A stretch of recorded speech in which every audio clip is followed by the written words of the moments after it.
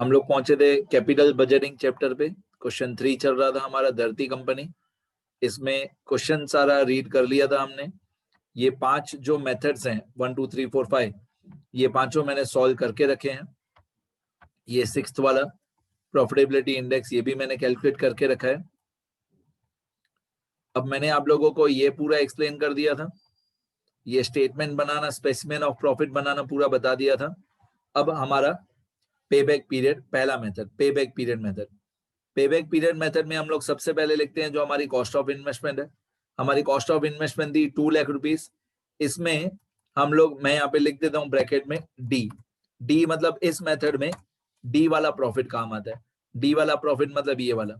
अब जो हमारी कॉस्ट ऑफ इन्वेस्टमेंट थी 2 लाख रुपीस, इसमें से हम लोग धीरे धीरे करके हर साल का डी नंबर प्रॉफिट माइनस करते जाएंगे और हम ये देखेंगे कि ये 2 लाख रुपए हम कितने पीरियड में, कितने साल में ये 2 लाख रुपए हम वापस से कमा लेंगे। तो हमारा पहले साल का कैश इनफ्लो मतलब डी नंबर प्रॉफिट, पहले साल का 90,000 है, दूसरे साल का 90,000 है, तीसरे साल का 80,000 है। वैसे तो मैं यहां से ही बता सकता हूँ 90 और 90 1,80,000, 1,80,000 और 80,000 ये हो जाता है 2,60,000। ठीक है, हमको कितना पैसा कमाना है, मतलब हमारी कॉस्ट ऑफ इन्वेस्टमेंट कितनी है 2 लाख, तो हमको 2 लाख रुपए कमाने हैं। हमको ये देखना है कि 2 लाख रुपए कितने साल में हमारा कैश इनफ्लो हमारे पास वापस आ जाएगा। तो 90,000 और 90,000 1,80,000 हुआ। हमको कितनी कमाई चाहिए 2 लाख रुपए, तो 90,000 पहले साल की कमाई, फिर 90,000 दूसरे साल की कमाई, तो हम लोगों ने 1,80,000 तो कमा लिए। अभी हमको 20,000 रुपीज और चाहिए। अब तीसरे साल का हमारा कैश इनफ्लो है 80,000, लेकिन हमको 80,000 नहीं चाहिए। तीसरे साल में से हमको कैश इनफ्लो सिर्फ 20,000 रुपए चाहिए, क्योंकि 90,000 और 90,000 1,80,000 हो गया और 20,000 और। ये मैंने लिख के रखा है नीचे स्टेटमेंट में कि पहले साल हमने 90,000 कमाए, दूसरे साल हमने 90,000 कमाए, तीसरे साल हमने 80,000 कमाए। तो 2 लाख में से 90,000 इनकम हो गई, बाकी बचा 1,10,000। फिर 90,000 और इनकम हो गई, बाकी बचा 20,000। फिर तीसरे साल की इनकम हमको मिली 80,000, लेकिन तीसरे साल में हमको सिर्फ 20,000 चाहिए। ये देखो cash inflow of first year 90,000, सबसे पहले 2 लाख में दे less cash inflow of first year 90,000, बाकी बचा 1,10,000। फिर less cash inflow of second year 90,000, बाकी बचा 20,000। अब थर्ड ईयर का कैश इनफ्लो है 80,000, लेकिन हम लोगों को थर्ड ईयर में चाहिए सिर्फ कितना 20,000। तो ये पहले साल की इनकम है 90,000, ये दूसरे साल की इनकम है 90,000 और ये तीसरे साल की इनकम है 80,000। तो 90 और 90 1,80,000 हो गया, डन। हमको कितना पैसा कमाना था 2 लाख। 2 लाख में से पहले साल में 90,000 कमा लिए, दूसरे साल में 90,000 कमा लिए, 1,80,000 कमाई हो गई। तीसरे साल में हमारी इनकम होनी चाहिए 20,000, बट है कितनी 80,000। तो तीसरे साल की सारी इनकम नहीं चाहिए, सिर्फ एक पोर्शन चाहिए। तो हमारा पेबैक पीरियड कैसे होगा, payback period equal to 2 years and a portion a part of third year. तो 2 इयर्स एंड ये 0.25 कैसे आया, 20,000 आउट ऑफ 80,000। थर्ड ईयर में हमको इनकम चाहिए 20,000, आउट ऑफ थर्ड ईयर की इनकम है 80,000। हमको थर्ड ईयर में से कितना चाहिए 20,000। थर्ड ईयर की टोटल इनकम कितनी है 80,000। This is cash inflow required.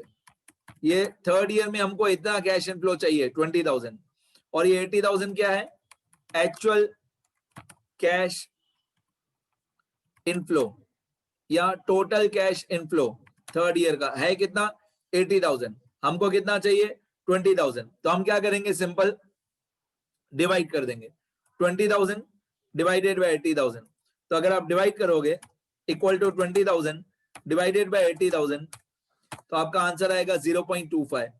मतलब थर्ड ईयर में से हमको सिर्फ 0.25 ईयर ही चाहिए, पूरे साल की इनकम नहीं चाहिए, थर्ड ईयर का एक पोर्शन ही चाहिए। तो हम लोगों को चाहिए 20,000 आउट ऑफ 80,000। ठीक है, तो ये होता है 0.25। तो हमारा पेबैक पीरियड होगा 2 years and 0.25 years equal to 2.25 years. ये हमारा पे बैक पीरियड आ गया 2.25 years. आगे सेकेंड मेथड हमारा rate of return on original investment. इसमें 3 स्टेप्स होते हैं. पहला स्टेप होता है, ये हमारा सेकेंड मेथड है, rate of return on original investment. इसमें पहला स्टेप होता है एवरेज प्रॉफिट. इसका फॉर्मूला होता है total profit of n years upon n. यहाँ पे जो हमको प्रॉफिट चाहिए होता है वो C वाला प्रॉफिट चाहिए होता है, C नंबर प्रॉफिट चाहिए होता है, मतलब profit after depreciation and tax जो होता है वो. तो total profit of n years upon n. अब C वाला जो प्रॉफिट है, ये C वाला प्रॉफिट है, इसका टोटल है 2 लाख. ये C नंबर प्रॉफिट है, profit after depreciation and tax. इसका टोटल है हमारा ये वाला 2 लाख. ये इस कॉलम का टोटल है. मैं ओरली भी करके बताता हूँ. 50,000 और 50,000 1 लाख, और 40,000 140, और 40 180, और 20, ये हो गया 2 लाख. तो टोटल प्रॉफिट आ गया हमारा 2 लाख. अब इस टोटल प्रॉफिट को 2 लाख को डिवाइडेड बाय, क्योंकि क्वेश्चन में 5 साल दिए हुए, तो 2 लाख डिवाइडेड बाय 5, तो हमारा एवरेज प्रॉफिट आएगा 40,000. बहुत इजी है. बस आपको इस बात का ध्यान रखना है कि कौन से मेथड में कौन सा प्रॉफिट यूज होगा. जैसे पे बैक पीरियड वाले में मैंने बताया डी वाला प्रॉफिट यूज होता है, और ये rate of return on original investment में सी वाला प्रॉफिट यूज होता है. ठीक है, बाकी आपको फॉर्मूला में वैल्यूज पुटअप करते जानी है. अभी हमारा एवरेज प्रॉफिट आ गया 40,000 रुपीज. फिर सेकंड स्टेप होता है ओरिजिनल इन्वेस्टमेंट. ओरिजिनल इन्वेस्टमेंट मतलब हमारा कॉस्ट ऑफ इन्वेस्टमेंट, जो 2 लाख रुपए था.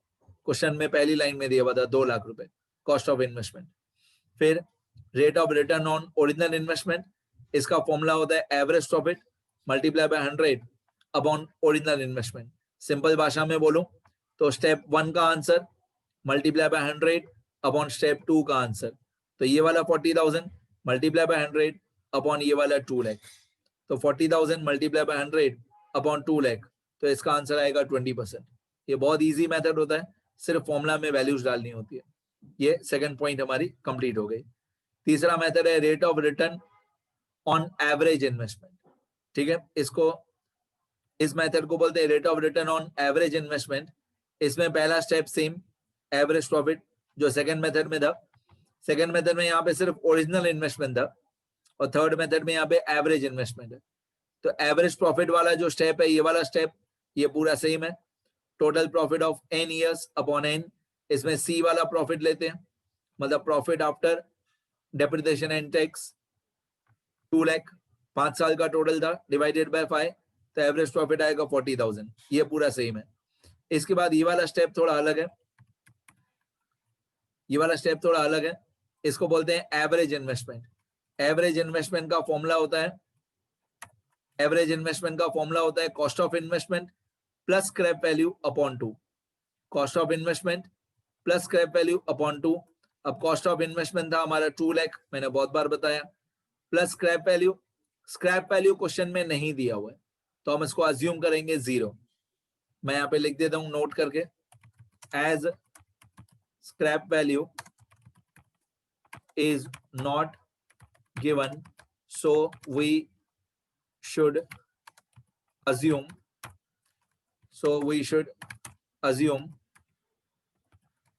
scrap value as 0.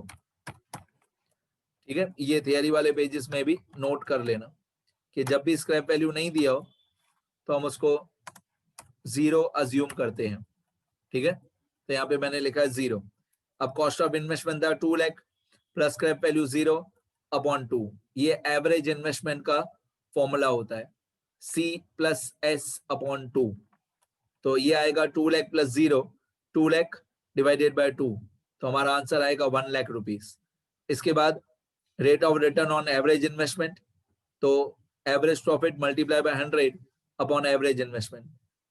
सिंपल भाषा में बोलूं तो जो स्टेप 1 का आंसर है 40,000 मल्टीप्लाई बाय 100, ये 40,000 मल्टीप्लाई बाय 100 अपॉन ये 1 लाख. तो 40,000 मल्टीप्लाई बाय 100 अपॉन 1 लाख, ये होता है 40%. ठीक है, क्या फर्क था, सिर्फ दोनों में स्टेप 1 सेम था.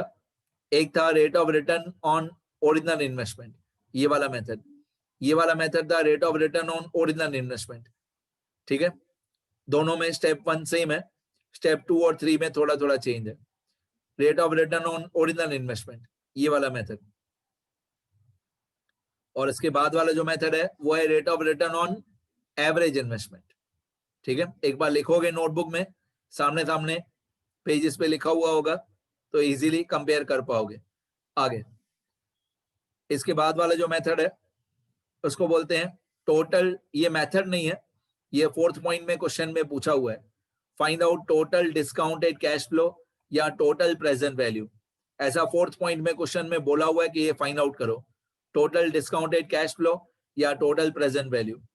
इसका मतलब होता है कि ई वाले कॉलम का, ई वाले प्रॉफिट का टोटल कर लो। तो ई वाले कॉलम का टोटल मैंने जस्ट लिखा है, मैं स्टेटमेंट में जाके दिखा देता हूं, ये नंबर याद कर लो 308200 रुपीस। ये ई वाले कॉलम का, लास्ट वाले कॉलम का जस्ट टोटल है, इसको बोलते हैं टोटल डिस्काउंटेड कैश फ्लो या टोटल प्रेजेंट वैल्यू। देखो पहले मैं क्वेश्चन में दिखा दूं, ये क्वेश्चन में 4th पॉइंट, ये 4th पॉइंट में लिखा हुआ है discounted cash flow, discounted cash flow find out करो। अब मैं आपको ई वाला कॉलम दिखाता हूं,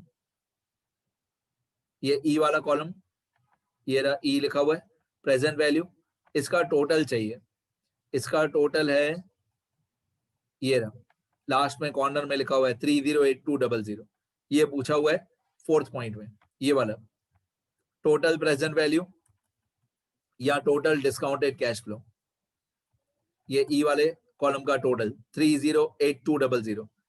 तो ये भी हो गया हमारा 4th पॉइंट में इतना पूछा हुआ है, ये 4th point total discounted cash flow 308200। अब 4th पॉइंट भी हो गई। अब 5th पॉइंट में पूछा हुआ है कैलकुलेट नेट प्रेजेंट वैल्यू। अब नेट प्रेजेंट वैल्यू का फॉर्मूला होता है, नेट प्रेजेंट वैल्यू का फॉर्मूला होता है total present value minus cost of investment including working capital.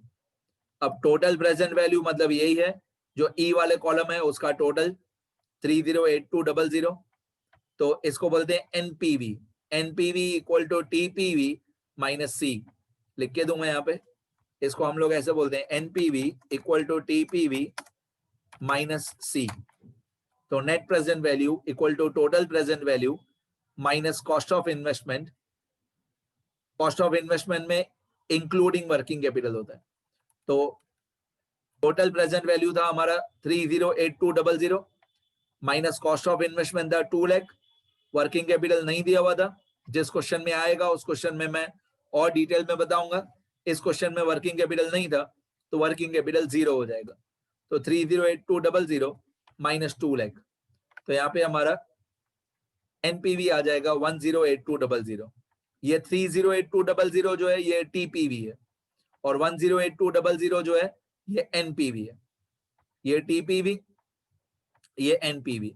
Okay, अब अगर एनपीवी का आंसर प्लस में है, अगर ये एनपीवी का आंसर प्लस में है तो investment should be done. As NPV is positive, as NPV is positive so the investment should be done.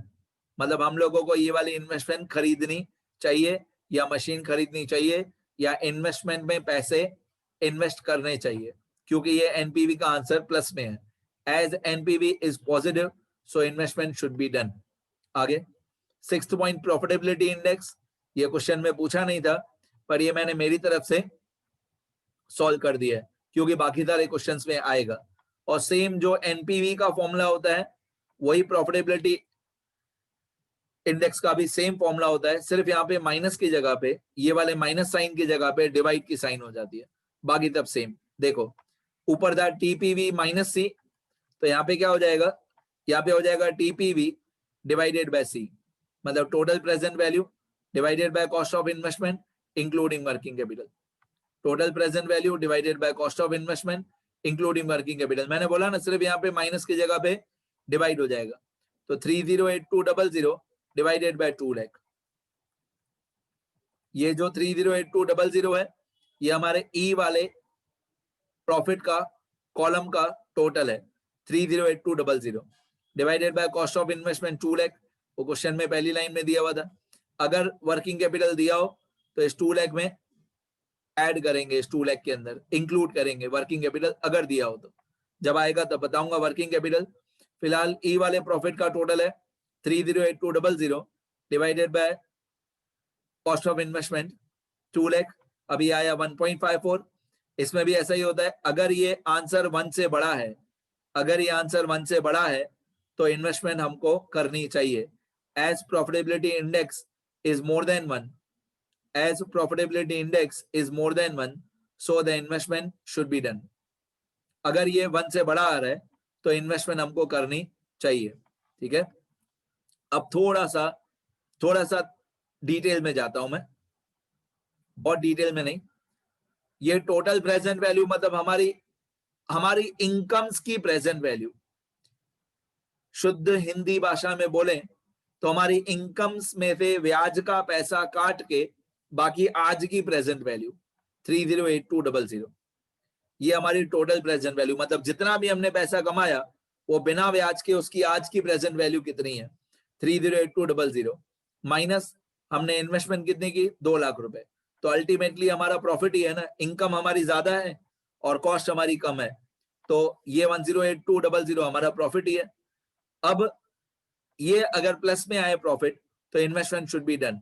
दिमाग लगाओ, ये प्लस में तभी आएगा ना, ये दिमाग लगाओ, 108200 प्लस में तभी आएगा जब ये वाली अमाउंट बड़ी हो, 308200 बड़ा हो, 308200 बड़ा हो और 2 लाख रुपीस कम हो, तो ही हमारा आंसर प्लस में आएगा।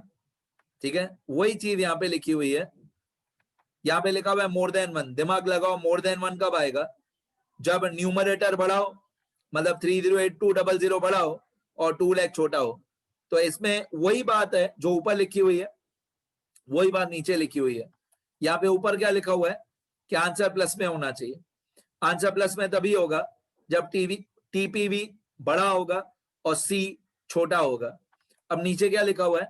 नीचे लिखा हुआ है इस मेथड में कि आंसर मोर देन 1 होना चाहिए। मोर देन 1 आंसर तभी होगा जब टीपीवी बड़ा होगा और सी छोटा होगा, न्यूमरेटर बड़ा होगा, डिनोमिनेटर छोटा होगा, तो ही आंसर मोर देन 1 आएगा ना। तो एक्चुअली बात एक ही है, समझाया अलग अलग तरीके से। दोनों फॉर्मूला एग्जैक्टली सेम है। फर्स्ट वाले में सिर्फ माइनस किया हुआ है बीच में और सेकंड वाले में सिर्फ डिवाइड किया हुआ है। अल्टीमेटली आंसर सेम ही आएगा। इधर प्लस में आंसर आ रहा है तो इन्वेस्टमेंट करनी चाहिए, और इधर मोर देन 1 आंसर आए तो इन्वेस्टमेंट करनी चाहिए। बात तो एक ही है। अब मैं एक बार पूरा आंसर स्टार्टिंग से स्क्रॉल कर दूंगा जैसे आप लिख सको सारे मेथड्स।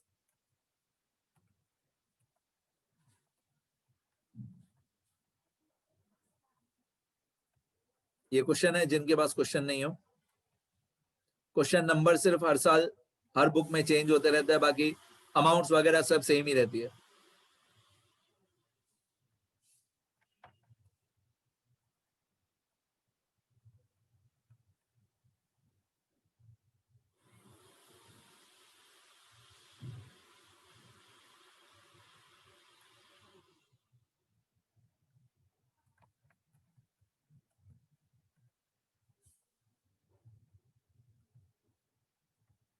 ओके, अब लिखना शुरू करना।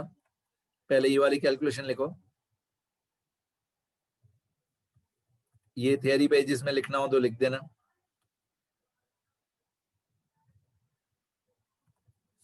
फिर ये स्पेसिमेन ऑफ प्रॉफिट बहुत अच्छी तरीके से।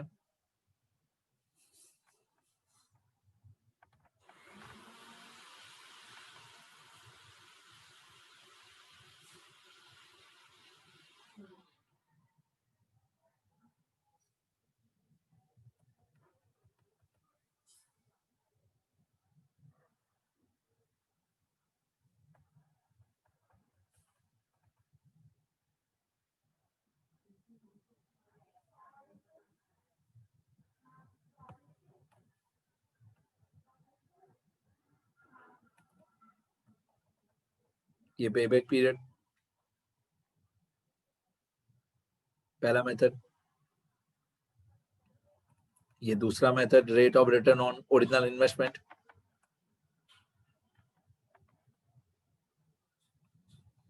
यहां तक सेकंड मेथड है।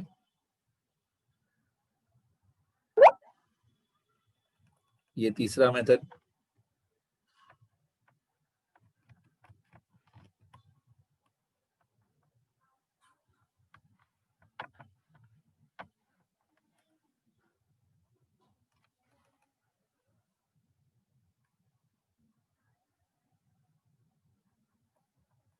यहां तक तीसरा मेथड है।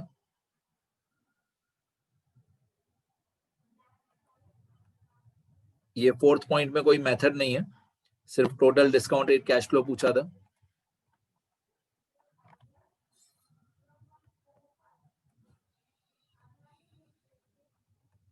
फिर ये फिफ्थ मेथड और ये सिक्स्थ मेथड। प्रॉफिटेबिलिटी इंडेक्स मैं यहाँ पे लिख देता हूँ, profitability index equal to TPV divided by C। ठीक है, ये सिक्स्थ मेथड, इतना लिख लेना बेटा, यहां तक ही है। ये क्वेश्चन यहां तक ही है, और भी बहुत सारी बातें हैं इस चैप्टर में, पहले ये अच्छी तरह से लिखो। मिलते हैं नेक्स्ट वीडियो में बेटा।